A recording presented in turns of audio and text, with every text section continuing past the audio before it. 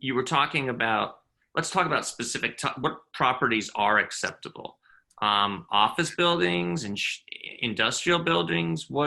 Talk to us about maybe some specifics. So as long as the property is a commercial property, and we are assuming that there's also a commercial lease in place, because a lease has to be in place.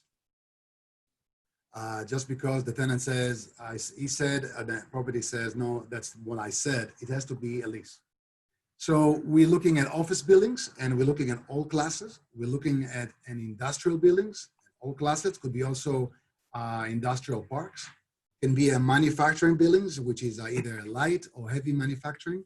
Can be a warehouse, distributors buildings. Can be retail stores, special purpose. What would be a great example? A car wash can be a great example for a special purpose. A mixed use, I'm sorry? Medical building, that's right. Even indoor agriculture building, flex space, hotels and motels. Anything that it is a commercial property for as long as it's not a government-owned property. How does that work with hotels and motels? So you take the entire hotel and motel. You cannot do it per room. Yeah. Right? Because you don't have a lease per room. You rent, but you don't lease it. So as long as you lease it, as long as there's a lease per unit, then it's workable.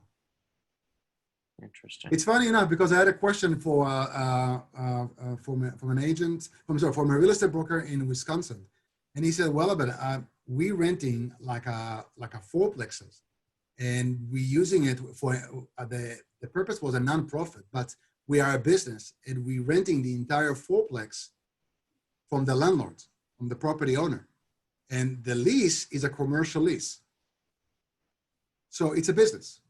Mm-hmm. But it's not per room, it's not per apartment. You're talking about the entire